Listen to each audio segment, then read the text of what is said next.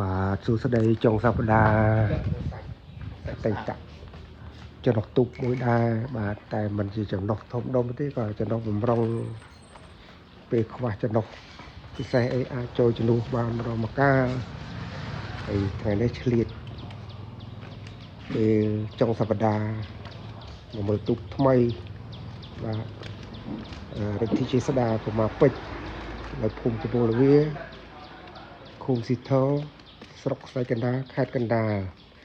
បាទថ្មីស្រស់ស្អាតថ្នាំក៏ថ្មីទុកក៏ថ្មីហើយសង្ឃឹមថាឆ្នាំនេះបានប្រពក្នុងពិធីជុំបិណ្ឌពិធីអអំបុកសាពះព្រះខែនៅថ្ងៃខាងមុខនៅឯរាជធានីភ្នំពេញបាទហើយសូមបងប្អូនទាំងគ្នាជួយគាំទ្រកីឡាករទាំងអស់គ្នា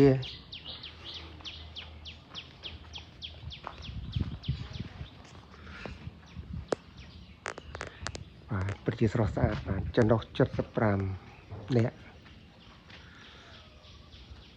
បាទហើយអត់មានឧបត្ថម្ភទេនឹងឲ្យមានដំពូលសូឡាមួយយកមកដាក់ក្នុងរោងទុកដើម្បីឲ្យបងប្អូនមកមើលពេលយប់អីភ្លឺ